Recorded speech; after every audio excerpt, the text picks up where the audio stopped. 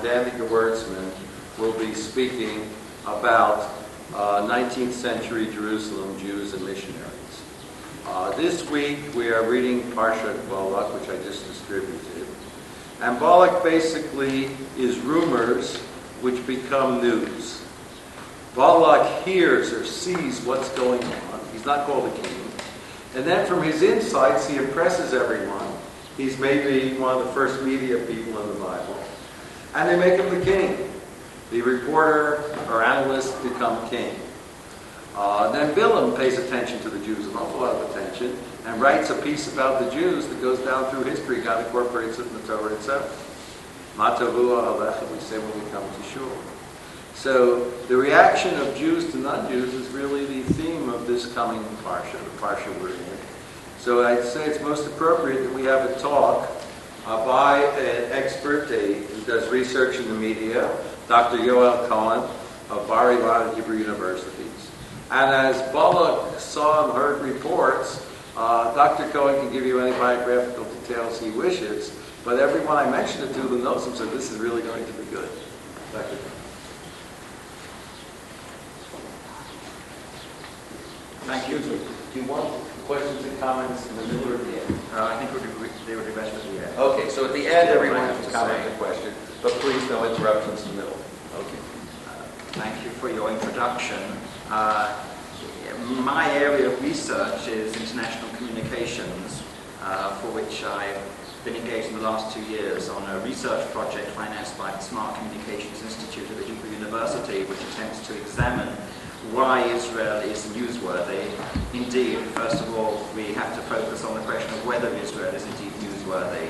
So the religious dimension, which Dr. Vogelman threw out at the beginning, fits in only indirectly.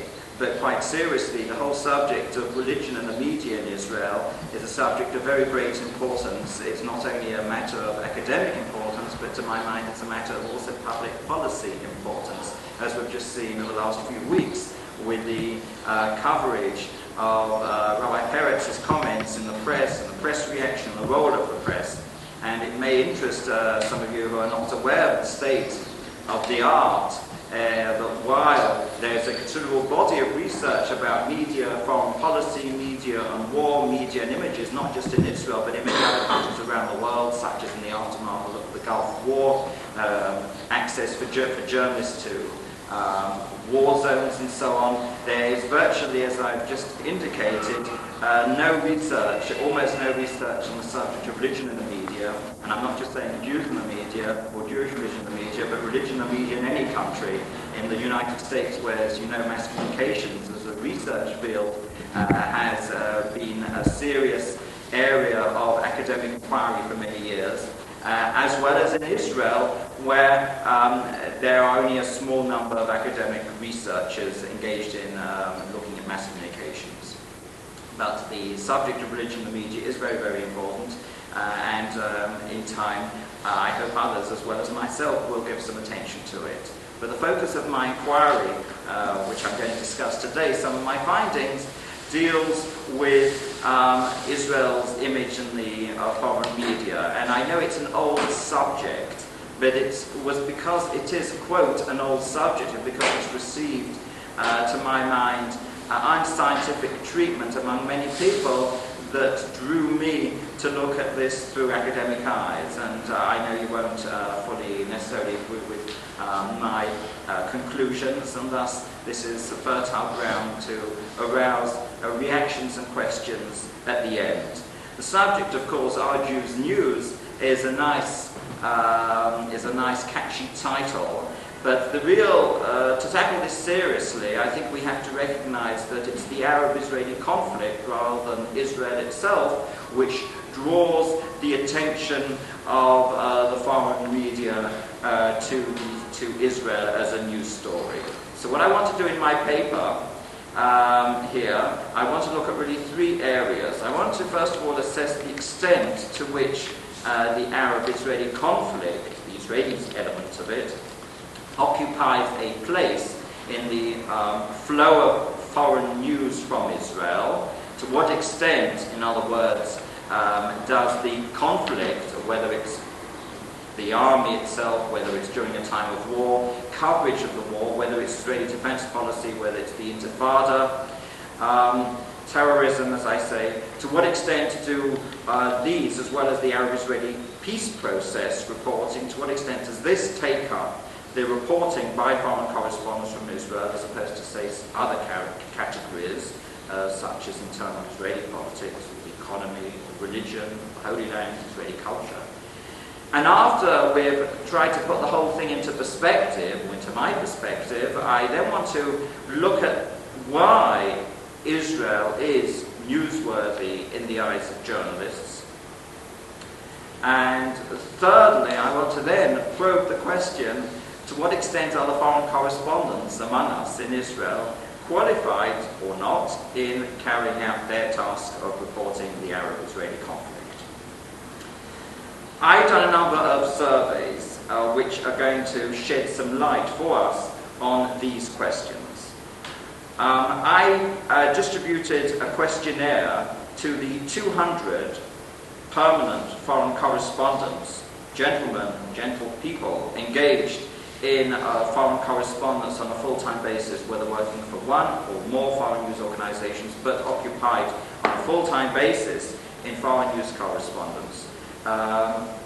And of the 200 questionnaires that I sent out, this was last December, I received 85 responses, which a third is quite acceptable in academic research. Sometimes one gets less, sometimes one is fortunate to get more, but a third, just over a third, between a third and a half is not unrespectable. And one of the aims of the survey was to measure in various ways, through various questions, the quantity of coverage about Israel, and secondly, why in their eyes is Israel newsworthy. Now, the results show that on average, 60% of all reporting from Israel by foreign correspondents deals with the conflict, which, as I've just said, doesn't just deal with a stone-throwing conflict. I've interpreted to mean anything apart from a non-conflict story, and in other words, anything apart from internal Israeli politics, the Israeli economy, culture, society, religion, news, these being the other categories. The category of the conflict, again, so that it's clear to us as we go through these results, are the Arab-Israeli peace, diplomacy, the diplomatic process, reporting about it, American-Israeli relations, as this focuses on the diplomatic process, terrorism, the Intifada, defense policy, as well as during a time of war. And I asked correspondents overall, how much is your coverage taken up with the conflict as opposed to other conflict, as opposed to non-conflict categories? And they say 60%. In other words, not 100%. We have to emphasize that these are their own evaluations.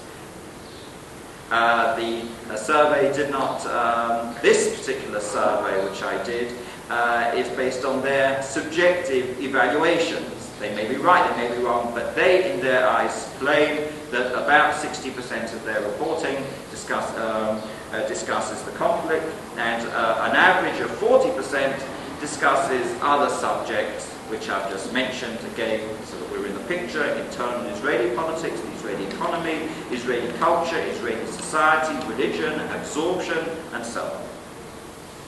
Now, in order to check the subjective evaluations of the foreign correspondents, I did what is the basic measuring tool, methodology of media research and content analysis. I analyzed the content, the coverage by the Associated Press. For those not fully acquainted with the workings of international news, in addition to newspapers and radio and TV covering the news themselves, there are also what are called wholesalers of news. These are wholesalers which you and I can't buy in the stores. These are the news agencies. Reuters, originally a British-based news agency, but today it likes to remind itself that it's based in that it has offices right around the world. The Associated Press, which is a cooperative of American news organizations and which has many, many bureaus right around the world, including in distant capitals. And the other really major one is the French one, Agence France Presse, which is semi-governmental, Reuters and AP being non-governmental. AFP, we have to remind ourselves, not in terms of this inquiry, but as a general historical point, that AFP has a government, French government link. There are, of course, in addition to the, just as a point of historical footnote, there are, of course, other news agencies which cover foreign news. But these are the main three. Others you may be acquainted with is TASS, the official Russian news agency, which last month decided to reopen its office in Tel Aviv. They were here up to 1967, up to the cutting of diplomatic ties. The other countries have governmental, semi-governmental news agencies which cover the world. Deutsches Presseagentur, the German news agency, the governmental Italian news agency, ANSA, and from Mexico and other countries as well. But Associated Press seemed to me to be the most important news agency to take because American public opinion is, and from an Israeli official viewpoint at least, the most important news agency to take into account. Many news organizations, many newspapers, radio stations, TV in America which do not have correspondents in Israel, and most of them don't, rely on the ticker, on the AP, on the Associated Press wire to give them the information about Israel, to give them information about what's happening in Tokyo and Timbuktu. Associated Press has correspondents right around the world, staff correspondents, or in the smaller places such as the Central African Republic, a part-time local Central African Republic journalist who's on a retainer. Anyway, I sat in the Associated Press and they kindly let me look at their files for the last 20 years. And I looked at the period 1968 to 1988, looking at 20 years of coverage of the Associated Press from Israel, and I took 1 month as my sample month, March, and I measured them. I counted the number of articles on different topics, conflict or non-conflict, which the Associated Press sent from their bureau in Israel. Today, their main bureau is in Jerusalem. Up to 2 years ago, their main bureau was in Tel Aviv. We've seen, again, a historical footnote I'll throw in to add some colour. We've seen a trend of aliyah among foreign correspondents from Tel Aviv to Jerusalem over the last 15 years. Ever since the Begin government in 1977 attempted to push Jerusalem as not only the international diplomatic capital of Israel, but also the international date line, the Begin government, Eliyahu Ben-Elisar, who then was the Director General of the Prime Minister's Office, took the decision to move the government press office, the main office of the government press office, to Jerusalem, to Beit Agron. Up to 1977, the main office was in Beit Sokolov in the Hakiria region of Tel Aviv. In any case, looking at March as the sample month of the Associated Press reporting from Israel, we see that, in fact, there's a great consideration of variance in the extent to which the conflict occupies the attention, or occupy the attention of the Associated Press, as opposed to other categories of news. It's true that there's an average, again, confirming what the correspondents themselves evaluated, of 60%, but there's a great deal of variance going from a high of 93% down to 39%. Some years, in other words, when only 34, 35, 38, 39% of the reporting of the Associated Press concerned the conflict as opposed to non-conflict news. Okay, we're trying to clarify a few basic assumptions that they are totally concerned about the conflict. Not entirely correct. It's true, if there wasn't a conflict, they wouldn't be here, or there wouldn't be the foreign media attention, but we have to remember, in other words, from this point onwards, that there is not a 100% concentration all the time just with the conflict. Yet, as I say, there was an overall average of 60%, and apart from 6 years during this 20-year period I examined from 68 to 88, it was always above 60%. You might ask yourself, by the way, why I took the month of March as opposed to June, as opposed to September. And my consideration here was to take an average month. Now, if we, of course, look at the history, October was the beginning of the 73 war, 6th June was the beginning of the 67 war, the beginning of the Lebanon war, December the beginning of the Intifada. So March was not one of the few months left where I could see an average. So you're going to now ask me, well, what about June and October? You have to take this into account in your analysis. And so I did that. I looked at how AP covered the first week of the major wars which Israel has faced during the 68 to 88 period. And here we see, indeed, the conflict does indeed occupy entirely the attention of the foreign media, or in this case, AP. While during an average week, during this 20-year period, AP sent out an average of 8 reports about the conflict. In the first week of the 67 war, AP, just from Israel, sent out 150 reports. During the first week of the 73 October war, 190. During the first week of the Lebanon war, 120.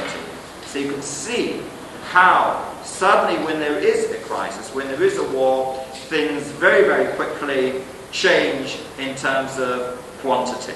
The scale of things very, very radically differs. And of course, these figures only concern the AP reporting from Israel. Of course, AP in Beirut, Amman, Cairo and beyond, including world reaction in Washington, Western Europe and so on, Moscow, adds to the flow. By contrast, by the way, it's interesting to look at the Intifada. During the first week of the Intifada, if we say that the Intifada formally began on December the 9th, AP sent out only 40 reports from Israel, only 40.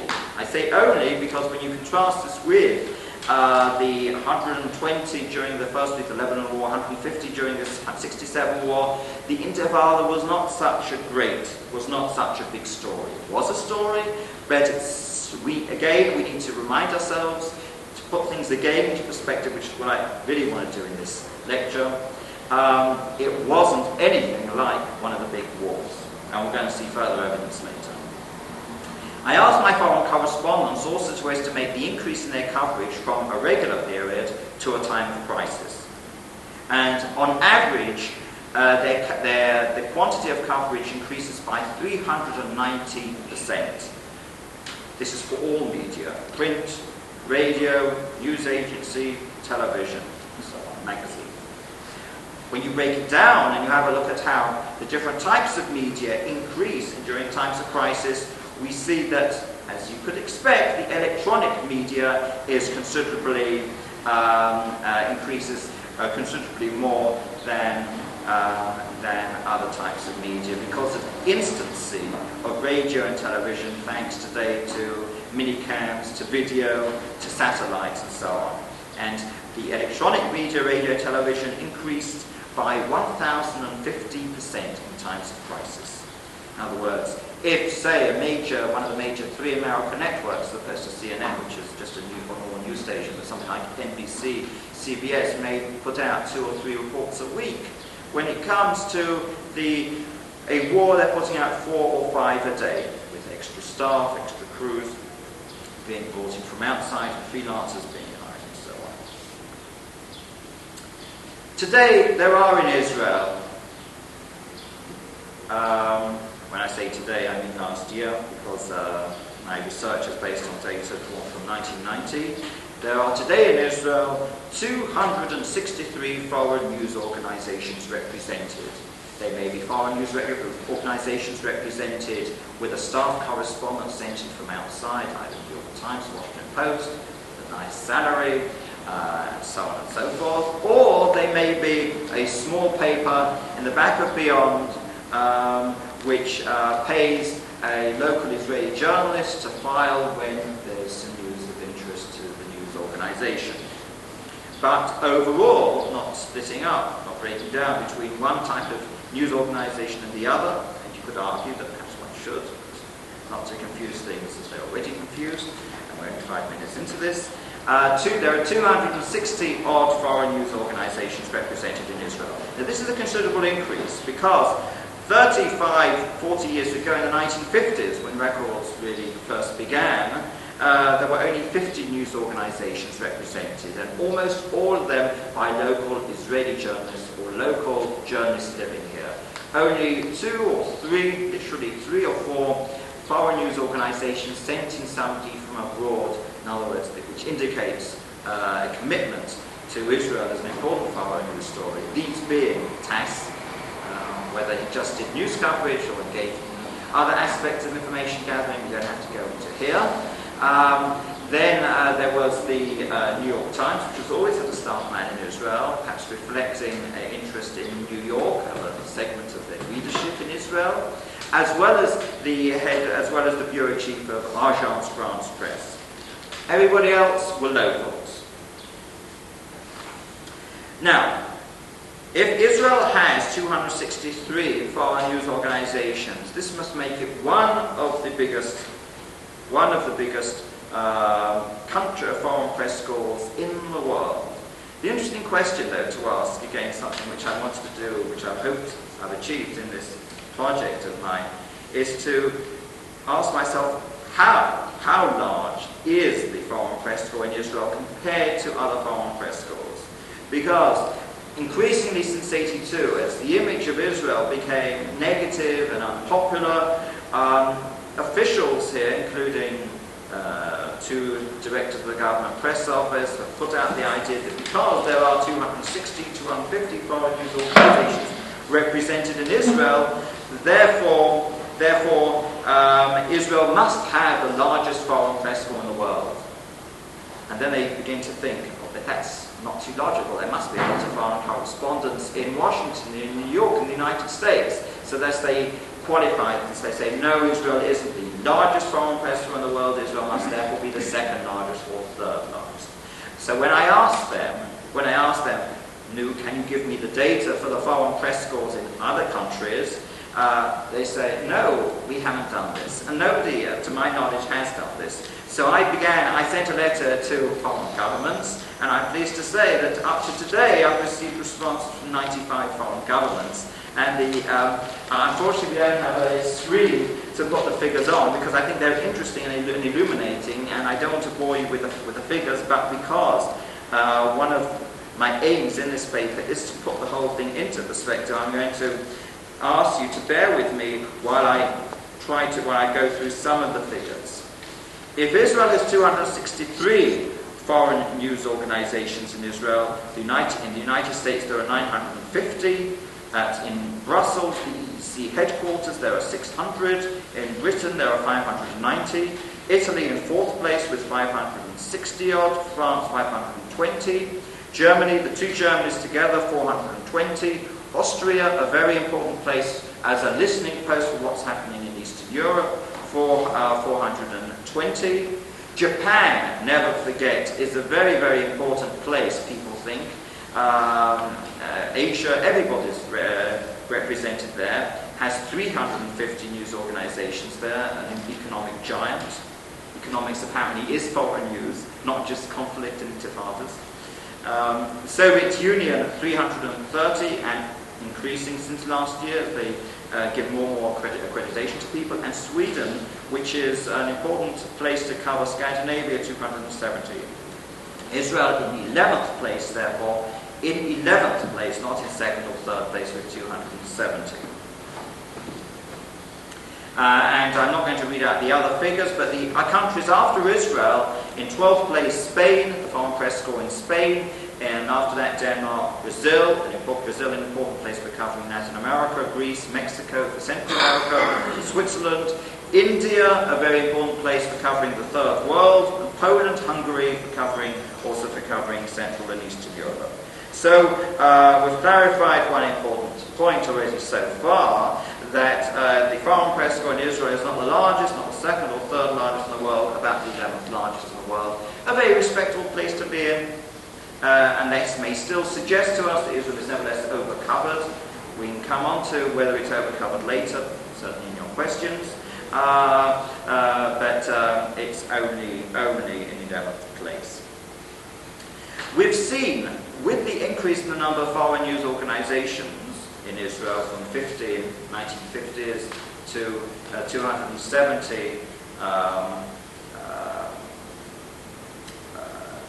today, we have seen also a growth in the size of the big news organizations represented in Israel in terms of size.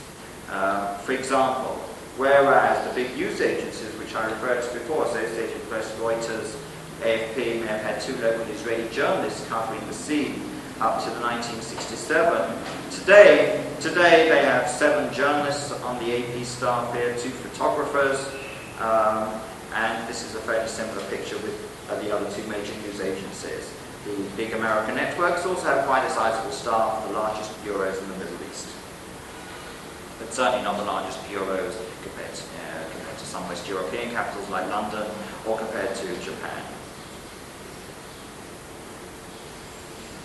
I asked my foreign correspondents how they explained the news interest in Israel, and they all agree that war and terrorism is the most important reason for the interest in Israel. 74% said Israel was 74% that war and terrorism is very important. 25%, in addition to the 74%, somewhat important. In other words, 99% of journalists agree that war and terrorism is the most important, is a very important reason for their interest in Israel. The vastness of Israel's wars, the wider diplomatic repercussions of Israeli military actions, indeed the fears, right or wrong, that a war involving Israel could spark a nuclear war or a Third World War, makes the Arab-Israeli conflict more newsworthy than other conflicts. And interestingly, the interest is not limited to the action itself. There's also interest in the potential that war may spark. And potential is not something which usually makes headlines. It's usually action, drama, crisis itself.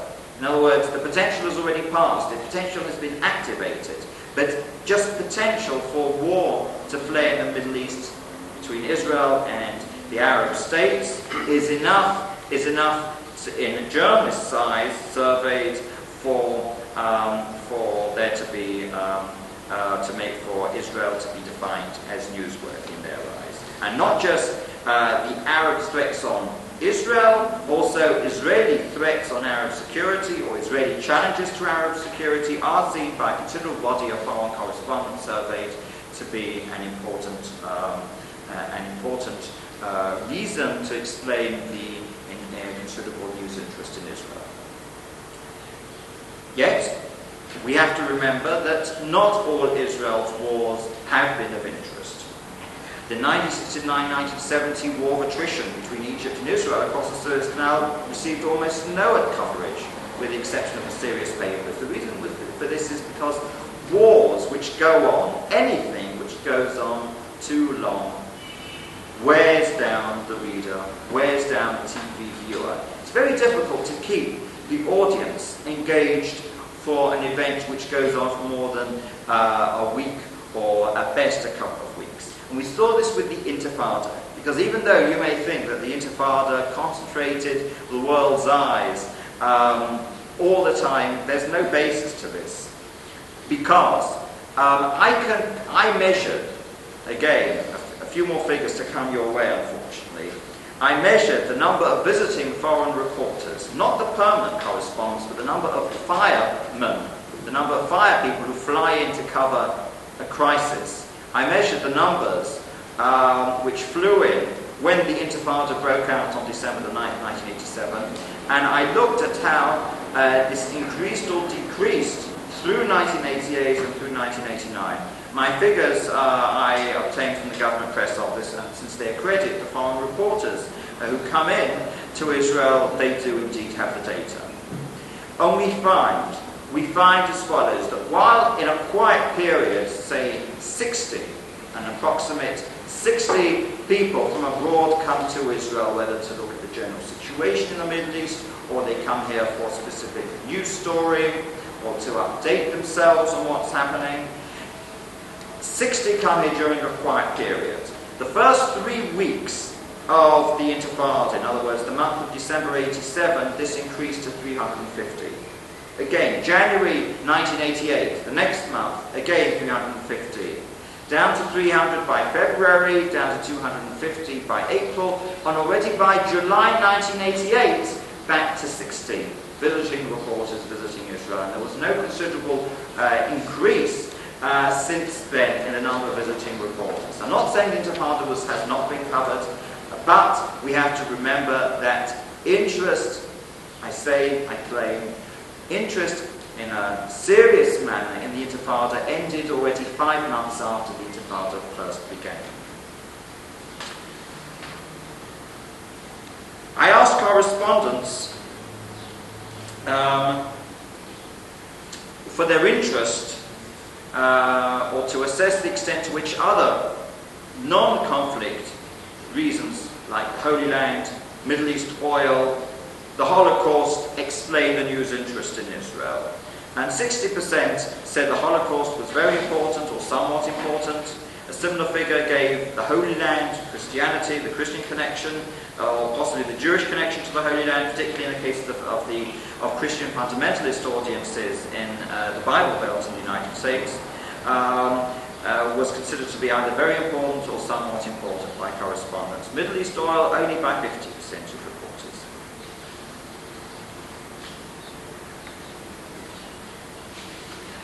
In order to, again, make sure that all my conclusions were correct, I asked my journalists to assess the frequency of their contact with key different types of government agencies in Israel, such as the military, namely the Israeli Army or the Ministry of Defense, the Foreign Ministry, also the Arab-Israeli peace diplomatic process, and on the other hand, non-conflict government ministries like the Ministry of Finance, Ministry of Trade, Ministry of Justice, Ministry of Religious Affairs, Ministry of Absorption, and the Presidency. And again, there's no doubt about it that the frequency, in terms of that, reflected by the frequency of contacts by foreign correspondents with different government agencies, there's no doubt about it that the conflict story is the theme for which they're here. For example, if we take the most extreme, the most boring story apparently, the Ministry of Religion, the ministry which will be of interest to some of you people here. I asked how many of my foreign correspondents had daily contact with the Ministry of Religious Affairs. None. In contrast, asked them how many had contact with the Israeli Army. 40% had daily contact with the Israeli Army, mostly the Israeli Army spokesman. I asked them how many had daily contact with the Foreign Ministry. 21%. Again, going back to the Ministry of Religious Affairs, I asked them how many had weekly contact with the Ministry of Religious Affairs. None. With the Israeli Army, in addition, apart from the 40% who had daily contact with the Israeli Army, an additional 29%, almost 30%, had weekly contact with the Israeli Army. And the Foreign Ministry, in addition to the daily 21% who had daily contact with the Foreign Ministry, 42% had weekly coverage, had weekly contact. So without any doubt, I'm not going to give you any more of this interesting, fascinating data. It's all here, and if anybody wants more on this, on specific data of contacts with other government departments, I'll be very happy to give it to you. News interest in Israel. News interest in any zone where there's conflict also needs to consider to what extent is that conflict important to the audience. There was a major conflict between Iraq and Iraq, had fundamental strategic importance for the flow of oil and all sorts of, and the dominance of that key strategic area. Yet the Iran-Iraqi war has remitted less attention, considerably less attention than the Arab-Israeli conflict. I'm not going through all the reasons why the Arab-Israeli conflict is more meaningful than Iran and Iraq, but some of them might be the close relationship with the United States and the fact that Israel is a democratic state. There's no question about it that Western audiences have an interest in other democratic states, whether it's Israel, whether it's Germany, whether it's South Africa, whether it's El Salvador, and so on, whether it's the United States in Vietnam, whether it's Britain in the Falklands, and so on. There's no doubt about it that there's a proximity, should I almost say an empathy, with fellow democratic countries or semi-democratic countries. And it seems to me that it cannot be ignored the fact that Israel has a close relationship with the United States. Yet I wouldn't overemphasize it, because notwithstanding that Israel has this aid dependency on the United States, and Israel is the biggest or the second biggest aid recipient from the United States, which must categorize Israel as more of a developing country than a developed country. Israel is of interest to United States audiences, but nevertheless the narrow political relations are of little meaningfulness to the ordinary news consumer in New Hampshire, in the Midwest. It's more of a general, it's more of the conflict which really explains, I think, the interest rather than narrow political relations. I also think that cultural proximity between countries, Israel as a Western, Israel as a Judeo-Christian country, cannot be ignored. And I think this very much comes up when we have a look at the countries which make up the foreign press corps in Israel. I said to you there were 263 foreign news organizations represented in Israel. The question I want to tackle now is which countries are represented among our 260 foreign news organizations.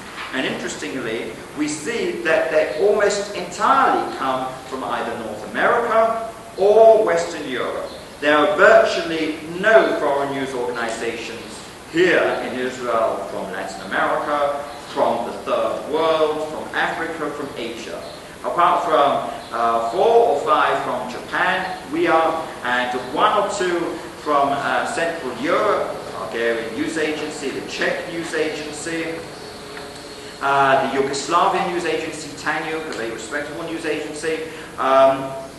There is virtually no country beyond West Europe and North America represented in Israel. Again, we ask ourselves, what does all this mean? The fact that the foreign press corps in Israel is totally dominated by West Europe and North America. Does this have significance? It does. Because we need to look at the foreign press corps in other countries, not just in Israel, to see to what extent the foreign press corps in Israel is a narrowly based one. There are, as I say, 29 countries represented in the foreign press corps in Israel. How does this compare to the foreign press corps in other countries? In the foreign press corps in New York, Washington, Los Angeles, in America, there are 81 countries represented. In Germany, there are 63 countries represented. Britain, 60. In fact, Israel finds itself as being only in 21st place in the league table of the most diversified internationally, of the most diversified internationally foreign press corps in the world.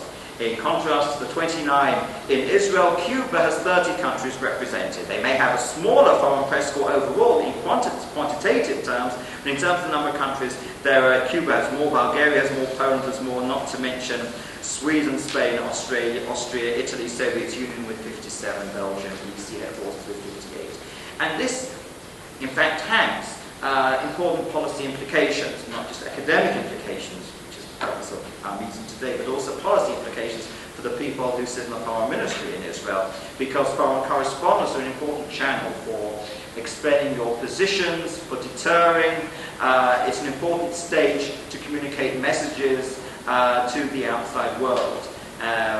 Foreign correspondent is a independent, non-governmental, non-propaganda channel legitimized by their audiences, a very effective channel for sending messages to foreign audiences.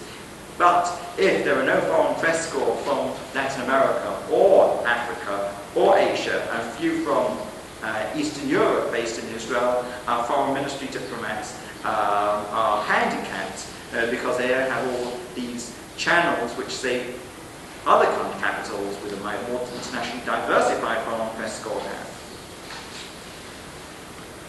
It may just be of curiosity to some of you to see where Israel fits into the Middle East scheme of things.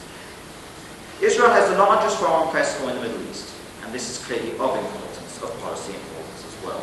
The nearest foreign press corps to Israel is Cyprus, which has less than half the size, whereas, as I say, Israel has 260 odd foreign news organizations. Cyprus has 120 foreign media. And the reason that Cyprus has 120 foreign media is not that everybody's fascinated by the Cypriot dispute between the rival Turkish and Greek claims to the island. The growth in Cyprus is fairly recent, since 1977, 1978, and the Lebanese Civil War. In the past, Lebanon was the major listening post to cover the whole Middle East. But the threats, the direct threats by Hezbollah and others on Western nationals in Lebanon, including foreign news organizations, don't forget that the longest, that the hostage held longest among the Western hostages in Lebanon is in fact the Associated Press bureau chief in Beirut, Terry Anderson. So the correspondents left Lebanon, and a few of them came to Israel. In other words, made Israel not their base for covering Israel, but their base for covering the Middle East. Others, because of the difficulties to move from Israel to other Arab capitals, moved either to Cairo or to Cyprus. So Cyprus is more of an operational base rather than itself an intrinsic news story. And as I've just alluded to Egypt is the third largest foreign news capital in the Middle East, with 115. In other words, Cyprus and Egypt about the same, less than half the size of the Israeli foreign press corps. I haven't yet been able to obtain the foreign press list from Amman, Jordan, but I believe it to be only about 30 or 40 news organizations represented there. I do have some data regarding Tunisia and Morocco, Tunisia with 33, Morocco 25, and Bahrain and Saudi Arabia until before August 1990, before the Gulf War, only 10 foreign media each. Again, there are certain limitations which the governments themselves impose, and we don't want to go into it here, but Israel, no doubt today, and this was not always the case, Israel is the foreign news capital of the Middle East, which again has, for our policymakers, important policy implications, because it means that if the phrase "Ki mitzion tevei Torah" is slightly restated as from out of Israel comes the news from the Middle East, then this clearly has policy implications rather than, as was the case up to the mid-70s, that Lebanon was the source of the news from the Middle East. If you're a foreign news editor, it costs a lot of money to have a staff correspondent abroad, $100,000 minimum to send in somebody from abroad. Not to have a local person, but to send in somebody from abroad, $100,000. So if you don't have $100,000 for 190 countries, and you only have enough for one person in the Middle East up to 1970s, Lebanon was a suitable place to cover the Middle East. After all, there's just one Israel, but there are 20 Arab countries to cover, and I think that's a very logical view to take.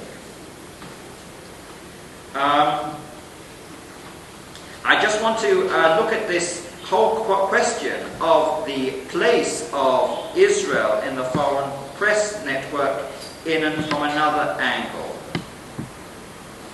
Namely that I want to have a look at,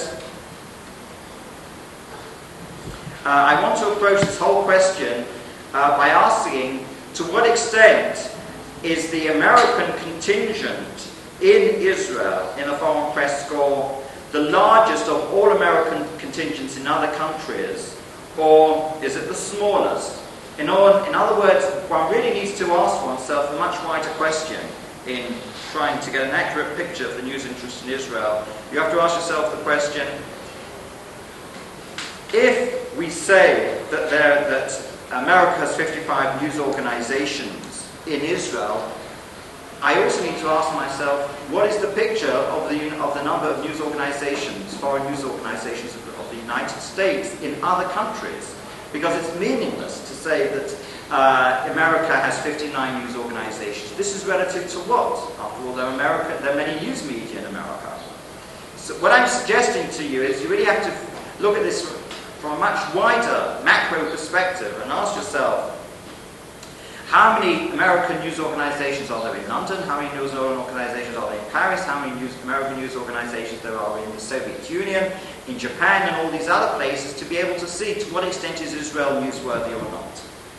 And of the 21 odd countries represented in the foreign press corps in Israel, Israel happens to be in the 10th, 11th placing in terms of the foreign correspondents in other countries. I mean by this that in Tokyo, the American press corps is larger. In London, the American press corps is larger. In fact, the 55 from the United States makes Israel only the 5th largest foreign press corps as far as American audience is concerned. To put this in another way, Japan has 3 foreign news organizations represented here. In America, they have many, many more. And for Japanese audiences, Israel is only the 33rd most newsworthy country. So in other words, Israel is much less the focus of international news interest than you might believe. I want to lastly my last question is to have a look at the question of access and censorship and the extent to which our foreign correspondents are qualified to cover the Middle East and Israel. The foreign press corps in Israel have had relatively free access over the years. There have been exceptions. In the Lebanon War, foreign news reporters were not allowed to cover the Lebanon War from the Israeli side. They were allowed to get it from the other side, from the Beirut side, but they were not allowed to cover it. And also during the Intifada, local commanders have been given the right to close towns when the situation is deemed to be inappropriate, to be a situation in which the presence of a pressman may be considered to incite tension and riots. I haven't been able to fathom out to what extent, quite frankly, the giving powers to the local army commanders is more an indirect means to impose, if you want, a political type of censorship, as opposed to really accepting that the media do incite rioting. Because if we say that the presence of the media incites rioting, we really need to say that the presence of TV cameras incites rioting. The presence of a journalist for a notebook does not incite rioting, I submit to you. The presence of a magazine reporter does not incite rioting, because all he has is his notebook. Only the presence of the cameras. So in other words, if the Israeli authorities during the Intifada were really committed to not imposing any political censorship, but just were concerned about the military situation itself, then I suggest to you that they would have only stopped access for TV people and not for newspaper people. It's unpopular, it's unpragmatic diplomatically to close, for a democratic country, to close an area, not to give access to the media. Military censorship is not considered by foreign correspondents to be a major limiting factor on their reporting. According to the foreign correspondents I surveyed, 80% of foreign correspondents said that military censorship did not pose any limitation, or only a limited limitation on their reporting. And that, I think, is of some interest. Lastly, who are the foreign correspondents themselves? I'm not going to discuss the people who fly in to cover crises. There is clearly a problem there, people covering in to cover crisis, and they think Tel Aviv is in the middle of Lebanon and so on, or at least they don't have a basic history of what's going on here. But the 263 foreign news organizations which are represented in Israel are represented by people who on average have been living in Israel for 19 years. In other words, they aren't really foreign. But given that they have been living here for 19 years, they say, according to the survey's returns, there's no doubt about it, they clearly possess a background knowledge to interpret events in Israel, and they also have a network of contacts, including high-level contacts. I asked my foreign correspondents to evaluate their knowledge of Israel, and 90% thought that their knowledge of Israel was good. When asked to evaluate their knowledge of Arab countries, and you don't have to have a good knowledge of Arab countries being in Israel, but it certainly helps. Only 37% said their knowledge of Arab countries was good. I then asked my correspondents about foreign languages. It seems to me it's very important to know the local language. It's true we have the Jerusalem Post, but anybody who reads the Hebrew media must be aware that you get a more in-depth, more comprehensive flow of news by reading the Hebrew press or speaking to your contacts. So I'm pleased to tell you that there is a wide knowledge of Hebrew among the permanent foreign press corps in Israel. 65%, if they've been living in Israel for 19 years, they ought to. 65% of correspondents thought that their Hebrew knowledge was fluent, and 15% said they had a working knowledge. In other words, 80% of the permanent press corps have a working or good knowledge of Hebrew. But when we break this down between those who fly in for 3 or 4 years and people who are really living here on a very permanent basis, 20, 30 years, hardly any of the tip-top people who are correspondents of the New York Times, the people who come in for a few years, the bureau chiefs for major news agencies or major networks, whether in America or elsewhere, hardly any of them have had any Hebrew training. I remember I once had the opportunity to ask Joel Brinkley, when he first turned up here as the New York Times correspondent, how was his Hebrew? And of course, he's of course Jewish, not that this is necessarily known, since he's the son of David Brinkley, whose first wife was Jewish, which of course makes Joel Brinkley Jewish, and made him the second New York Times correspondent in Israel to be Jewish. Not that anybody has made this point. But I asked him to what extent he had prepared himself linguistically beforehand, and he's replied, well, I managed to get away from my previous job, which was in the Washington bureau of the paper for 3 or 4 weeks. But obviously in 3 or 4 weeks you can't really do a very good job. Now, if you have a look at the foreign press corps in Moscow, the Soviet Union, you will find that almost all the American foreign news organizations are quite likely, many of the others as well, but my data, again data, facts, accurate facts, I only have the data for the American contingent in Moscow. Almost all of them went for 4, 5, 6 months before they took up their postings to a language school, to an American university, where they studied Russian studies linguistically, as well as Russian history and Russian politics. And increasingly we also see this with correspondents posted to the Far East, to Tokyo, that they are sent away by the American news organizations. They're given leave of absence. It costs, the American journalist and a serious American news organization, maybe on a $50,000 salary, it costs you an additional $25,000 since he's away from his office for 6 months, preparing his next 4-year posting in the Far East costs, and they're sent away to language schools, also to learn Chinese or Japanese. Lastly, my last point, interestingly, is how does the knowledge of Hebrew contrast with knowledge of Arabic among our permanent foreign correspondents? Only 2.5% of correspondents said they had a good knowledge of Arabic, which seems to be very, very interesting. In other words, despite the Intifada, despite the administered territories, Judea and Samaria, the West Bank, call it what you will, despite this being a basic, key aspect of foreign news reporting from Israel, only 2.5% seem to have, only 2.5% said they had a good knowledge of Arabic, and 26% had a working knowledge of Arabic. The bureau chief of one of the big international news agencies, only one of them actually conditioned acceptance of a journalist into his bureau on their preparedness to learn Arabic, or at least having an intellectual curiosity with Arabic society. But this was an exception.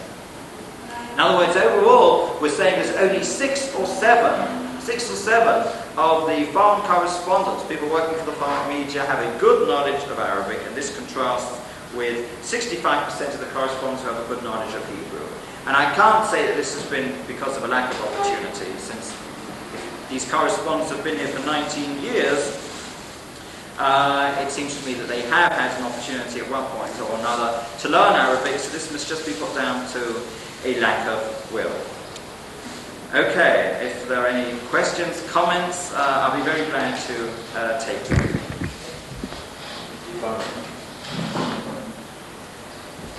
You want to call them? Yes, please do.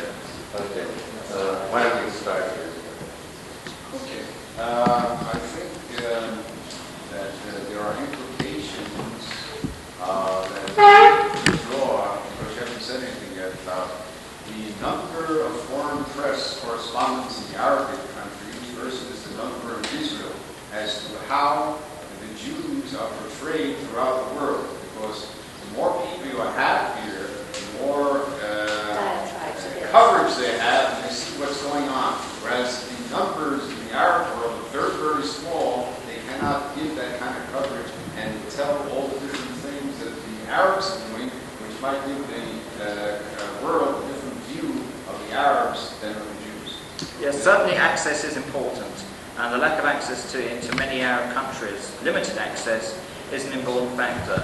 Yet we also have to, at least hypothetically, to consider whether if there were no controls on access for the foreign media to Arab capitals, to what extent would anybody be interested in having a correspondent in Arab capitals apart from the serious media? Arab capitals are not, Arabs are not, I hope I won't, I'm not in any way trying to be, certainly not racist, but I'm only trying to be analytical when I make the following comment. I don't think the Arabs are very newsy to Western audiences. I think Jews are newsy. And I don't think Jews are newsy in a negative way necessarily to foreign, to Western audiences. So I certainly think access is one explanation. I'm not sure that interest is a major explanation. Regarding the thing, because the correspondents have more access to Israel than to Arab countries, I'm not quite sure how this plays out practically. Because you do not, if you would be living in America, you would not be reading 260 different media. In other words, you would not be reading the 260 media who have representatives in Israel, and then you would see that only 10 of them had representatives in Saudi Arabia, or 30 in Morocco, or 100 in Egypt. You read one newspaper, you listen to one TV network, and they do have correspondents in both sides. So I'm not sure how that line of thinking really stands up, which is popular, which is you answered the first two. There was a lot I want to say, but I won't say it all because that was really clear. My credentials are not academic, but they are long-standing credentials as a press officer in the idea of spokesman branch. And I've had the opportunity to escort numerous press people here in Israel to all parts of the army and what have you.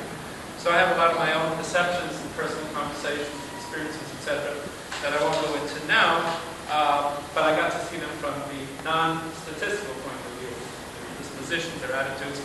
Interestingly enough, I hardly went out with any, and usually they were big names. There were people from the Times and the BBC and Baltimore Sun and the Miami Herald, etc., who really knew any Hebrew. These were the people you identified 4 or 5 years, but these seem to be the big guys and the ones who you go out with. For example, I once went out with a very charming and intelligent young woman who was then the assistant to Tom Friedman. I forget her name. She was bilingual. I think she even came from a dual culture, Israeli and American, split marriage, etc. She told me she did all the press readings for him. It was a young woman who was just going to want to do some studies in the United States, I forget where. She was his eyes. He probably had functional Hebrew in a restaurant or a street. I don't think he was capable of sitting reading them or reading. or any other newspaper in the editorial position. That's a whole story in itself. But just thinking on your level, the size of Israel is a factor also, I suspect, in terms of the size, the geographical layout of this country, in terms of the numbers you need. In other words, you seem to correlate at some points the quantity in terms of numbers of oppressed people in Israel as a criteria maybe for importance. But if you take a country the size, or at least not even the size, but the layout, and as compared to Israel, where correspondents go up and down the country one day back and forth on a daily basis almost, that might be a factor. I really don't know. I'm not that sophisticated. But one thing that interests me, and with that I'll end, have you worked out any guidelines to try and measure, and of course this is subjective, subjectivity and objectivity in terms of reporting? For example, whether these people are reporting, or are they having feature columns frequently, analyzing, for example, Joe Brinkley just had in the last week in the paper a whole devastating report on Shamir, which was purely editorial, purely Joe Brinkley and his opinions. It was not straight reporting, but have you had any opportunity to try and measure what you might call, and again I acknowledge that to be subjective, maybe, reporting as compared to editorializing, or as compared to just plain opinionating, or what have you, to set up some kind of tool to see how much objective, subjective reporting is coming out of Israel as compared to maybe some other country. You've made 3 points. Right. The last one, editorial, as opposed to hard news coverage. You mentioned the question of size or access to, and your first one I didn't quite catch about the BBC and your covered people, and were you suggesting that coverage or the you? Well, I don't think they fit the criteria. These are the big guys, and I should say guys mostly because we're not many women. These, although there is one excellent one from Wall Street Journal, Jeremy Brooks, who I've known with, he's exceptional, and young, and certainly not been here 19 years. But on the average, I've never met anyone among these people who've been here 19 years who really know any Hebrew of any value, etc. So there might be just a lot of local people, or local, when I say people, papers, or relatively not with large readerships that have these. There's a family here, I know Davis from Australia, they live here. They're foreign correspondents, but they're very much entrenched. They're religious Jews, and they're entrenched here.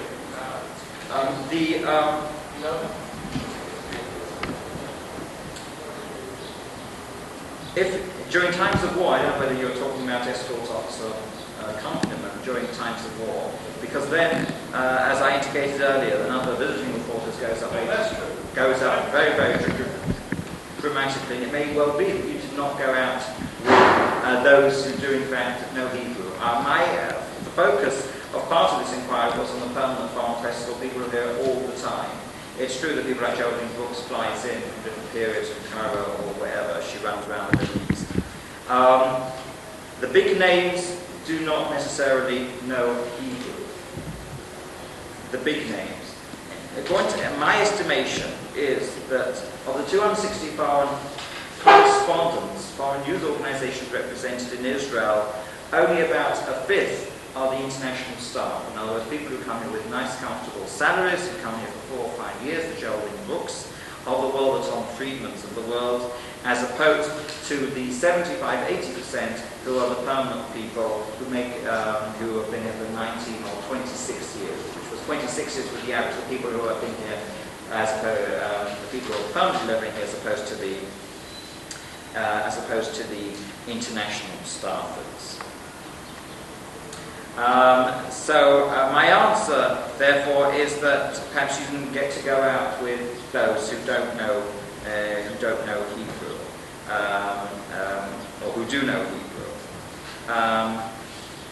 and your major work, perhaps in escort officer covenant, maybe at times of major crisis and war, when suddenly the foreign press corps may jump up to 500 or 600 people, in addition to the 500 to 260 news organizations represented here permanently. Question of size is something which the remark which you and other people have thrown out about, why Israel's so small in size, 3 million, 4 million people, small size, is this a reflective news interest? I don't think a foreign editor deciding where to send a foreign correspondent says, Well, size is important or is a factor at all. I don't think size is a reflection of news interest. I think the news interest is determined by whether there's a good story, whether there's conflict, fast conflict, drama, news interest among my audience, on whether that country is important politically, militarily. If that country is an important military power, its actions have ramifications for the immediate region and even possibly beyond. This is clearly a reason why I, as a foreign editor, would decide to open a bureau in, say, Israel, as opposed to Belgium, or as opposed to Luxembourg, or as opposed to Honduras. Size is not a factor.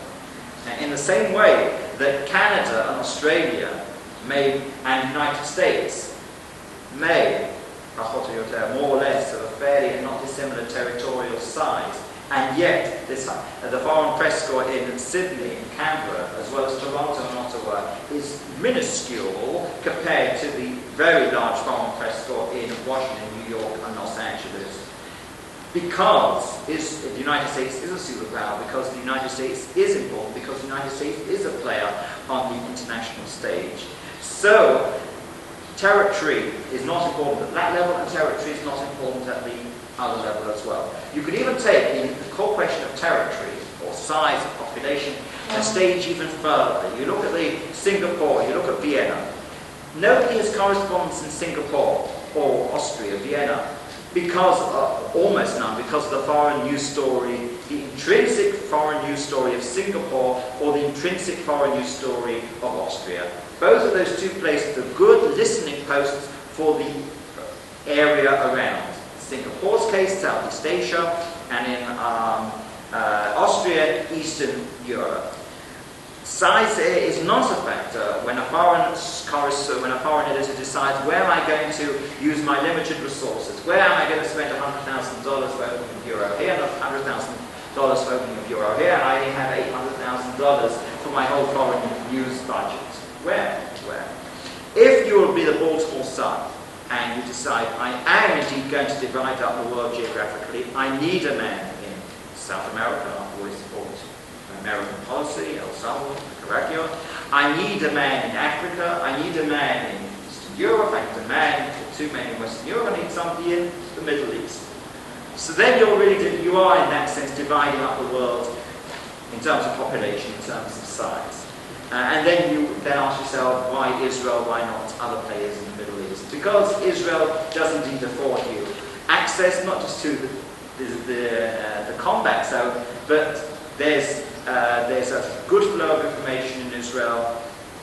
There may not be easy access to other countries. English is a foreign language. Your correspondent is not going to get kidnapped as he was in Lebanon. So there are a whole number of factors which pull together, which may indeed make Israel the foreign news capital of the Middle East. Your last point about editorial and news. It's true that many correspondents, increasingly today, the print media, are less concerned with providing spot news, because we get the spot news from the hourly bulletin on the radio or CNN. The function of the print media is increasingly to engage in analysis. I believe that it's, and I'm not speaking about Israel, I'm speaking about foreign news in general, there's a limited number of stories which are of interest to foreign audiences. There is some leeway, but diplomatic processes, the collapse of diplomatic discussions, or possible collapse of diplomatic discussions, crises, political differences, these are the things which make a country newsy. That doesn't mean to say that there is not some leeway, but science, non-political, or political diplomatic news stories are of little interest. There's almost no interest in terms of Israeli politics, which comes up very clearly from the AP content analysis I did. So I'm saying to you there is some leeway that Joel Cohen could decide, well, this week shall I write about military censorship or non-military censorship in Israel, or how the military use the Israel TV to send messages to the Arab population in the territories. I'm referring to the last Friday night thing as reported in the media. I didn't see it. Or a number of range of other things, the future of the Baker mission, the Barak's new policy, making the Israeli army a lean, thin army. There are a small number of stories which the foreign correspondent can possibly entertain. If you're the Wall Street Journal, there may be room on the front page for having a general interest piece. There's also room for perhaps one piece on absorption policy, has it succeeded or not, perhaps the different Israeli reactions to Ethiopian immigrants as opposed to the Soviet immigrants. But by and large, my own view is that foreign correspondents have less influence over determining the types of stories they will do than many people think. To my mind, foreign correspondents are largely channels between events and audiences. Just a small number of types of events, because in German size, the audiences are not interested in most events. The boredom level of foreign correspondence is, the boredom level of audiences, according to foreign correspondence evaluations, is quite high or low. In other words, you can get your audiences bored very, very quickly. I would say there is some leeway, but I wouldn't play the leeway. I don't know if that's answered your point. Question here? Seems to me that the question of whether there's 263 correspondents or agencies representing Israel and 555 Syria is no importance whatsoever. The important thing is that if you listen to the news, the United States, any evening news, you'll find the probability of being news from Israel appearing on a program probably 10 times as much as one appearing from London. So what is the difference? What's the difference? They have so many correspondents in Israel, so many correspondents in London. I don't see any relevancy to that whatsoever. That's really the important question to answer. Why is there going to be a story from Israel and there won't be a story from London, in spite of the fact that there's not many correspondents in London? Content analysis don't show that Israel is a major story all the time in the American media.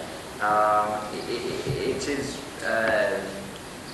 the interested viewer in other words, I'm really saying the interested Jewish viewer in America.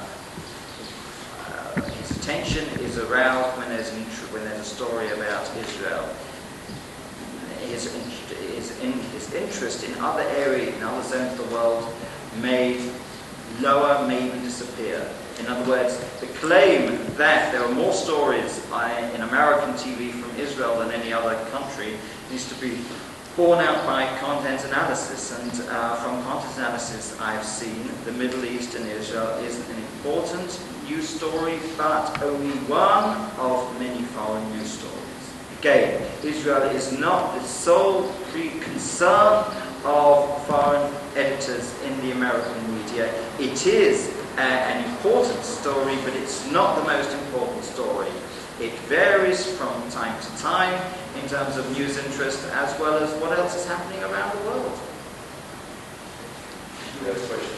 I might be wrong, but I assume from your talk that Israel that had the last year's 5 wars, there would hardly be anybody interested. That's very correct. This is the answer to this question. The next question is, it might be a good point, but I'd like to see sometimes in talks like that and analyze it whether it's good for Jews or bad for Jews. Shall we, the way things go, and based on I have said now in the media, I think we must have been there 3 days, and the general consensus was that the press, the electronic, the big, few big men controlling all the press is absolutely biased towards Israel, and the integrity of the journalists gets absolutely waved away by the time it comes to the big boss, the editor who wants to have a certain direction in the news. The integrity of the journalism has definitely gone by the board. I just wonder whether we should aim at having more representation, more foreign currencies here than it is. There's no doubt that it does us more harm than good, because it is absolutely, it has got that bias which is noticeable by anybody who owns a paper. And to such an extent that you cannot give as a proof of what you have read, it's not you but me. When you say I read it in the paper, people get even very skeptical. They don't really know what to believe or what not to believe. And the fact that you read it in the paper is not at all, for somebody who doesn't academic like I am, when I read an argument with somebody that says I read it in the paper, I mean I don't think of the argument. So what you read in the paper, what you see on television. It's room for another talk to question whether the considerable interest by the foreign media in a foreign country, I meant to word Israel, in a foreign country, I think this is a framework in which has to be scientifically torn apart, whether it's good or bad. There are many pluses which are not often remembered or stated by a foreign media interest in Israel as well as in other foreign countries. I believe there's a great deal of understanding about things Israeli, policies Israeli, about the Arab-Israeli conflict, about even what Jews are all about, as a result of the foreign news flow over the last 20-25 years from Israel. It's for another talk, but I wouldn't just say that it's automatically. There may be one's conclusion at the end, but one has to really tackle the question, good or bad for Israel? And that's something else. The question of this talk was, are Jews news? Now, is Israel in the news all the time? And this is what I wanted to put into perspective. The very last point I wanted to add, it's interesting that you say the reporters here are one thing, the editors back home, the bosses are another thing. I believe it's true that there's been a trend over the last 10 years of particularly the TV networks being controlled more and more by, in the case of the three American people, the three American networks by New York. But by and large, the foreign correspondent in Israel is to be the expert.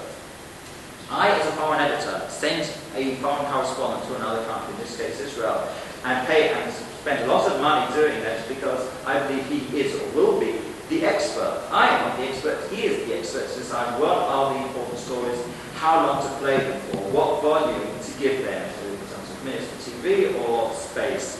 And indeed, in my survey of foreign correspondents, and again I didn't survey editors, but I asked foreign correspondents to what extent do you determine what goes up, to what extent do editors determine how much space you spend, and the feedback there, I haven't got the precise figure, but it's about 90% of being more determined by the people here. I have a question. Do you find that this is true all over the world? In other words, that most foreign coverage is based on conflicts? Is this true specifically of Israel that you could compare? No, I don't want to say with that. the percentages of stories relating to other foreign countries in various countries as to what percentage deal with conflict-related situations? There are many reasons why a country is of news interest. The interest in Israel is because of the conflict. Conflict comes in various ways and forms, not just military conflict. There are political conflicts. There's a political conflict between a totalitarian regime and its people. That, the possibility of revolution, is indeed a news story, as in Tiananmen Square, as in Poland, as in these other countries, even if a bullet is not fired. But by and large, breakdown, crisis, is indeed an important determinant of foreign news in all countries. The thing I've come away from doing this study, the really fascinating exception to all of this is nowhere in the Middle East, it's in Japan. Because by and large, economics is not something that sells. Economics is not newsy. This is reflected in the small amount of flow of coverage from Israel in terms of economic news. This is reflected in the extent to which economic news from the United States is not a major foreign news story from the United States. The interesting exception is, of course, Japan. That this economic giant, territorially small, a country which has no international foreign policy program, until recently hasn't. And yet, Japan is one of the largest foreign festivals in the world. It's a very varied foreign festival. So one of the things I would be interested to know has indeed done research in Japan among the foreign press corps there regarding their perceptions of Japan as a foreign news country. Is the conquest. The whole world perceives it as So such. this is indeed an exception. And one last question. Would you see any way that we could reach the general Arab world, or Islamic world, to try to talk them out of Islam, which is one of our main problems? To convince them the Torah is true, Islam is false, and they don't go to heaven if they kill us. It seems to me this is our most important public relations media. In terms of my presentation, I would say that, and speaking to a religious audience, I would say that the coverage of seemingly almost miraculous or spectacular events involving Israel might eventually be seen as some audiences in the world as having, I don't want to say a theological meaning, but over a long period of time it may draw focus to perhaps the existence of God or to the existence of a special quality in the Jews. This has already occurred with the Bible Belt, Christian fundamentalists. I've done qualitative interviews in my work, and I interviewed the correspondent of the Christian Broadcast Network here, and it's very clear that every event in Israel is looked at with very, very deeper meaning. They do look for the Rashi, they look for the background to it, they look for what does this mean in the biblical prophecies. But that is one exception. That's not overall, in the long term, this trend may branch out. Could it be that the other's interest in our conflict masks the subconscious? I'm sorry?